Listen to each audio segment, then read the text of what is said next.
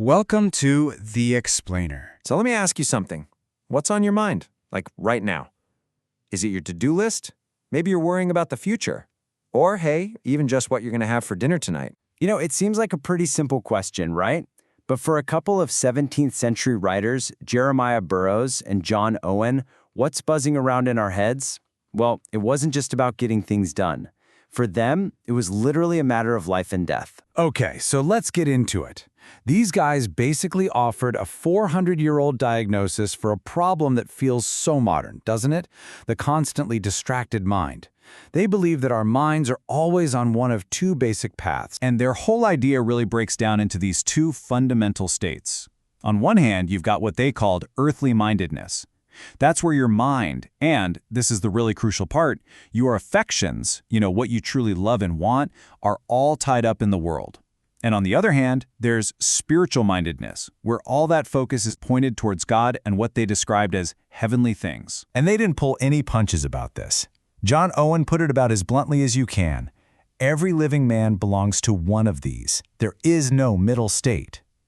So in their view, you're on one path or the other. There's just no gray area, no middle ground. All right. So let's dive into that first path, the one they saw as the core problem. They called it earthly-minded death. And yeah, that's a heavy term, but they were really trying to diagnose a state of, spiritual lifelessness. So what exactly is earthly mindedness? Well, Burroughs explained it as a state where your thoughts, your deepest desires, and even your sense of happiness are just wrapped up in worldly stuff.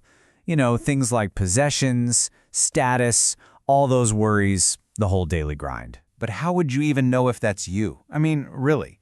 Burroughs gave us a pretty simple diagnostic tool. Just look at your default thoughts. He said, "As a man thinketh in his heart, so is he." The idea is that wherever your mind goes when you're not trying to steer it, that's the real you. Those spontaneous thoughts, he argued, they're the truest reflection of your heart. And building on that, Burroughs actually laid out some pretty clear symptoms to look for. For instance, where do your thoughts naturally drift? Is it always to worldly concerns? Do you find a kind of sweetness, as he put it, a real satisfaction in thinking about your earthly plans? And what about spiritual duties? Do they feel like a total drag, a heavy chore? He saw all of these as major red flags. And honestly, their conclusion here is, it's pretty severe. This isn't just about being a little distracted or unfocused. No, both Burroughs and Owen argue that this mindset is actually a form of death, a state where you're fundamentally at odds. They used the word enmity with God. And why? Because your affections, which you truly love, are serving a different master. Okay, but they didn't just leave us with the bad news. They didn't just diagnose the problem, they offered a solution. So now let's look at the other path. Spiritual life and peace. This was their direct antidote to that earthly-minded condition. And what they meant by spiritual mindedness is actually pretty profound. It's not just, having a spiritual thought every now and then. They talked about it as a deep, fundamental reorientation of your mind's desires, a complete shift away from the world and toward God. And the result of that shift? Life and peace. And this is where the stakes get really clear. Just look at where these two paths lead. The earthly mind, they said it leads to things like idolatry, basically making the earth your god, anxiety, and that spiritual death we talked about. But the spiritual mind, that leads to life, a real peace and tranquility, and even the ability to thrive when things get tough. I mean, the outcomes could not be more different. Okay, so if that's the diagnosis, what's the prescription? How do you actually do this?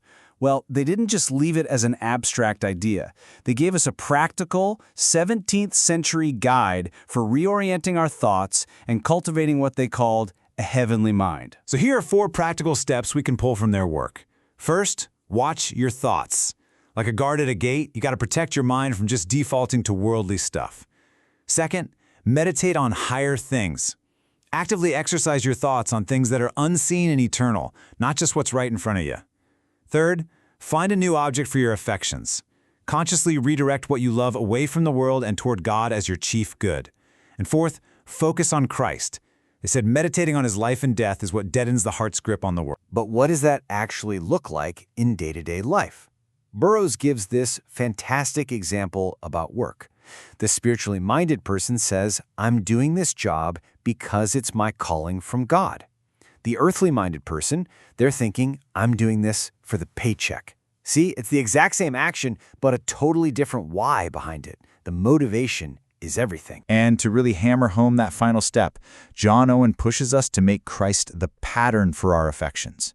He argued that Christ's love is an abundant, satisfactory recompense, basically a reward so good, so satisfying, that it makes letting go of our grip on worldly things feel like a great trade. So all of this brings their 400-year-old wisdom right into our world today. And the question for us right now is actually pretty simple. Where does your mind find its home? At the end of the day, the big takeaway from Burroughs and Owen is this. Our thought life is not trivial, not at all. They saw it as the main event, the very battleground where we choose which path we're on. It's the source of either spiritual death or that life and peace they talk so much about. And that leaves us with one final question to chew on. In our world, a world of endless notifications, constant anxieties, and nonstop ambitions, what is the home that your thoughts, when you just let them run free, always come back to?